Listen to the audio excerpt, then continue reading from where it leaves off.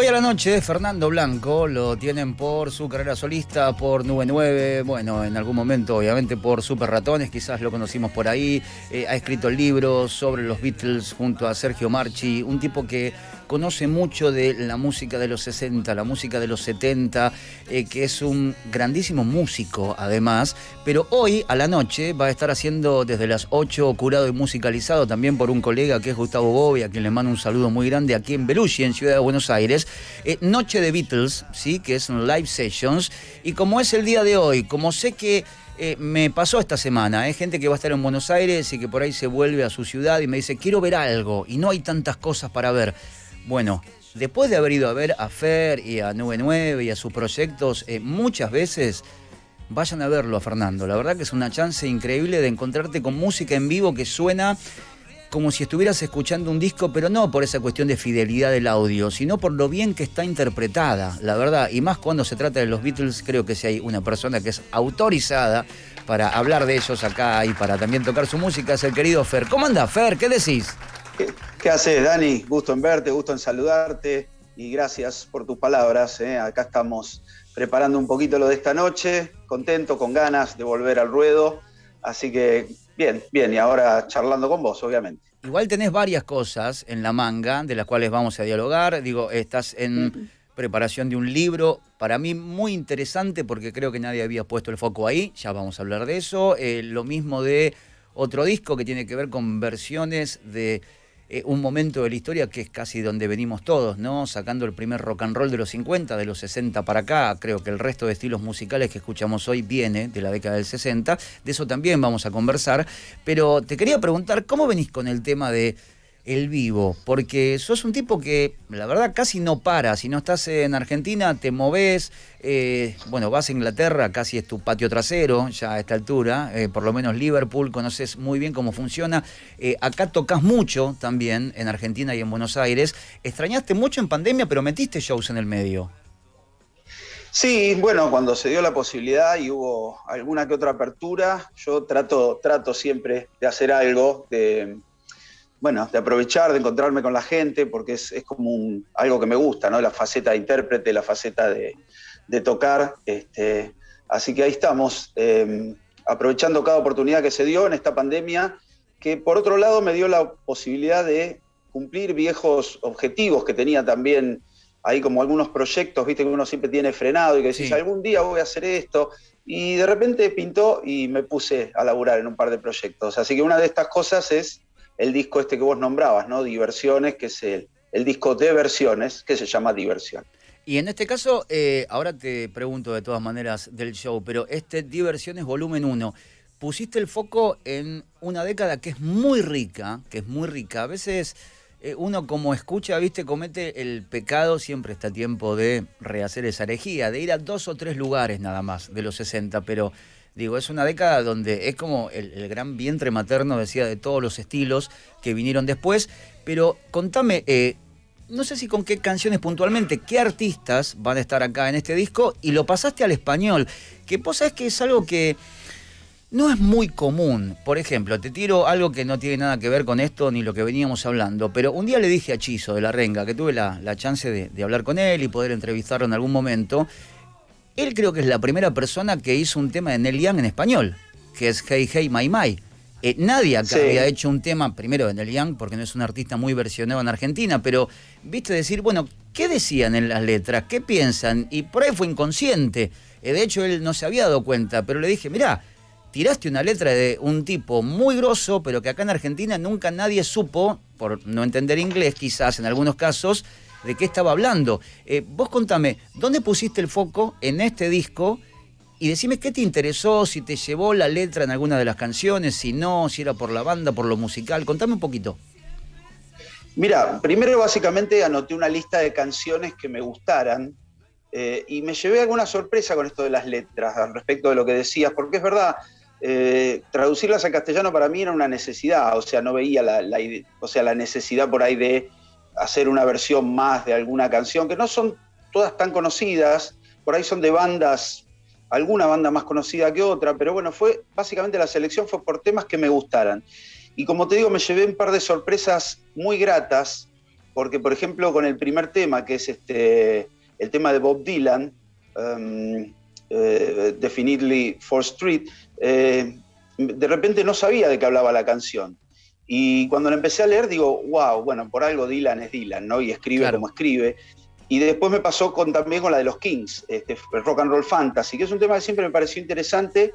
Y cuando empecé a ver de qué iba la canción, que habla de lo que es estar dentro de una banda de rock, cómo pasa el tiempo, la importancia de la gente que escucha las canciones, y digo, Ray Davies por algo es Ray Davies también, ¿no? Y nada, y fui así como descubriendo canciones en un idioma y lo fui adaptando.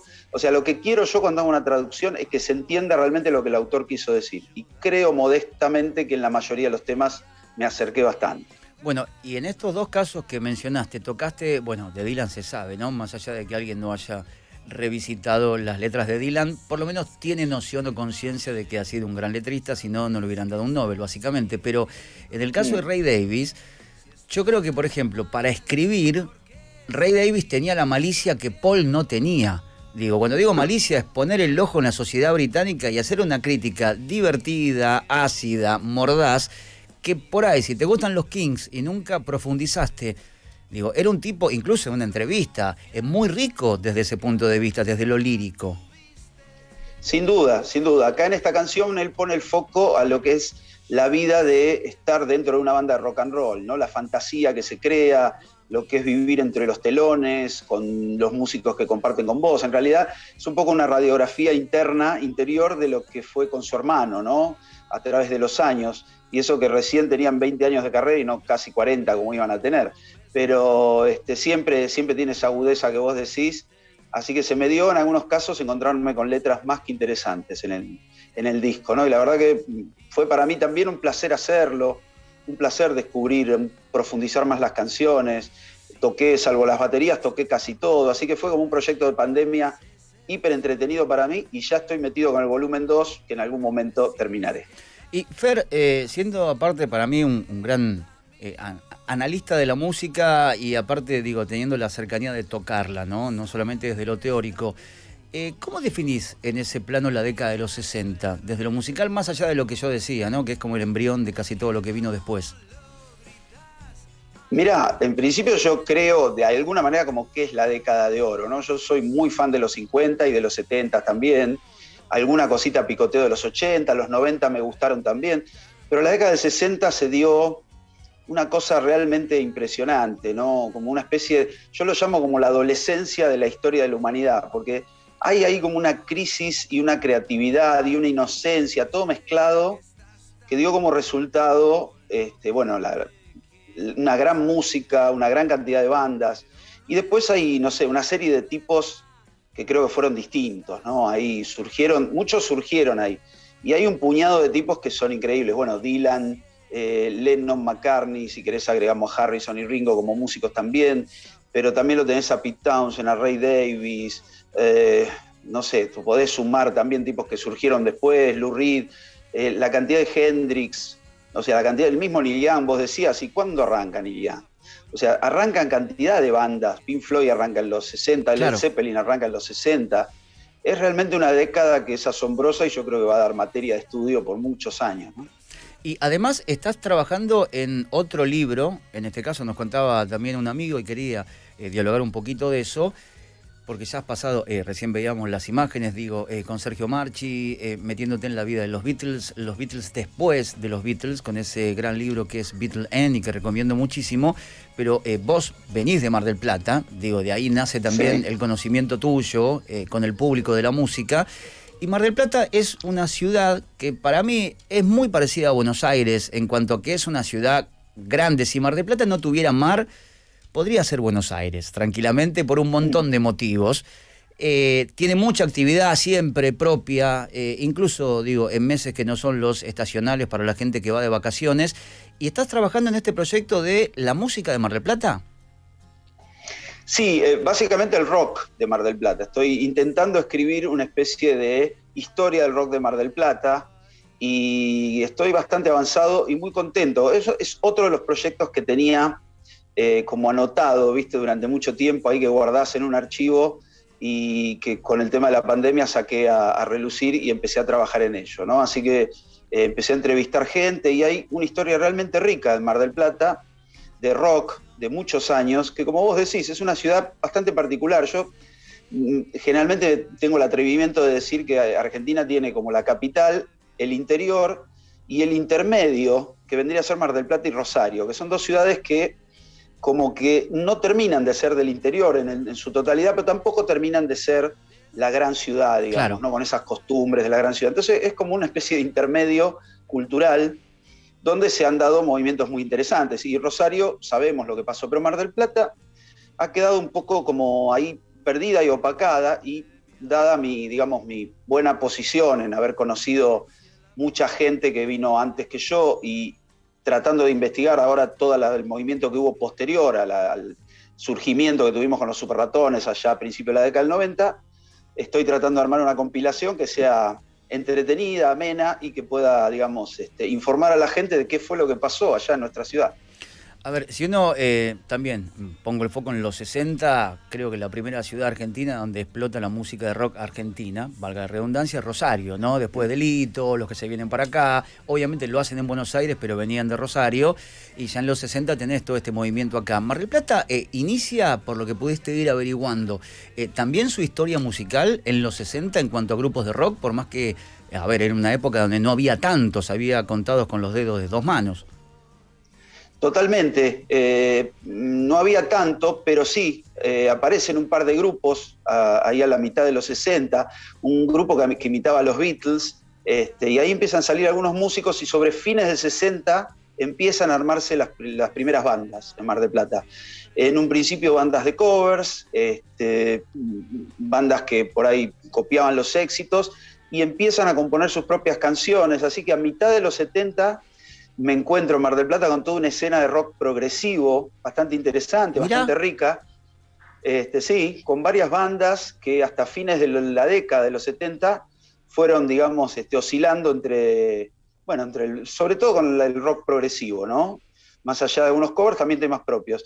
Y después en los 80 empieza a haber dos corrientes muy interesantes. Una muy moderna, muy típica de Mar del Plata, así muy basada en la flema inglesa, ¿viste? En los movimientos de rock inglés, y otra un poco retro, con un par de bandas muy divertidas al comienzo, más parecidas a los Twists y eso, de la cual terminamos derivando nosotros con los Superratones, ¿no? Pero así que, nada, va a ser como muy interesante estudiar todo lo que fue pasando a lo largo de las décadas, hasta llegar al día de hoy con algunas bandas más que interesantes, qué sé yo, dentro del reggae, dentro del punk. O sea, la cantidad de bandas reggae y de punk que hay en Mar del Plata me terminó asombrando de una manera. ¿En serio? Bueno, el reggae, Sí, a ver, sí. uno lo ubicaría un poco más cerca, si bien es un clima que a veces también tiene que ver con el viento, más que nada en invierno, pero bueno, está el mar y por ahí lo conecto más fácil, pero no sabía lo del punk rock. Lo del punk fue una sorpresa para mí, pero hay bandas como Mal de Parkinson, Loquero, que tienen años, pero Sí. muchos, una vasta discografía, y después han derivado en infinidad de bandas punk. Mar del Plata también tiene, además de esa cosa, esa cara de la feliz, toda una cara muy gris, muy oscura, muy del mar en invierno, que evidentemente terminó dando, bueno, todo ese movimiento, ¿no? Y también hay que pensar que, así como es la ciudad elegida a veces para la alegría, es la primera ciudad que sufre desocupación y miseria cuando vienen las crisis. Así que, por un lado, me extrañé y por otro dije, bueno, tiene cierta lógica, ¿no? De que haya tanto punk. Y es una ciudad que, si bien es la feliz, por lo menos después de haberla visitado, calculo que la gran mayoría de la gente que nos está viendo ahora una vez fue a Mar del Plata en su vida. Por lo menos una vez, de chiquito, de grande, pasó un día, no importa, todos fuimos en algún momento a Mar del Plata. Pero es una ciudad grande que al tener su movimiento, es una ciudad un poco tramposa también. Digo, es la feliz, Claro. pero lo que vos decías, digo, tiene un costado también, tiene un trasfondo súper citadino que si le sacás el mar, podría ser una de esas ciudades súper pesadas en un punto también. No sé si tendrá que ver con la cantidad de gente, que va un montón de gente ahí también, pero es como Rosario en ese sentido, ¿viste? Son ciudades que para jugar al póker son tramposas. Totalmente, totalmente. Tiene, ya te digo, tiene un costado ahí melanco y oscuro bastante pesado, ¿no? Yo tuve la suerte de estar en Finlandia, alguna vez tocando con Nube 9, y entendí por qué a veces hay en la zona esa de Escandinavia toda esa serie de suicidios, ¿no? Porque ves el mar al atardecer, digamos como la mucha noche que hay ahí, esos días que prácticamente no sale el sol, y a veces Mar del Plata tiene un poquito de esa niebla, ¿no? Así que por ahí uno puede entender por qué también tiene ese costado oscuro, ¿no? Luces y sombras, como siempre. Contame, Fer, del show de hoy, ¿sí? Que es en Belushi, aquí en Ciudad de Buenos Aires, 8 de la noche. Insisto, para mí es un planazo para ir a verlo a Fernando, que va a ser esta noche de Beatles, Live Sessions.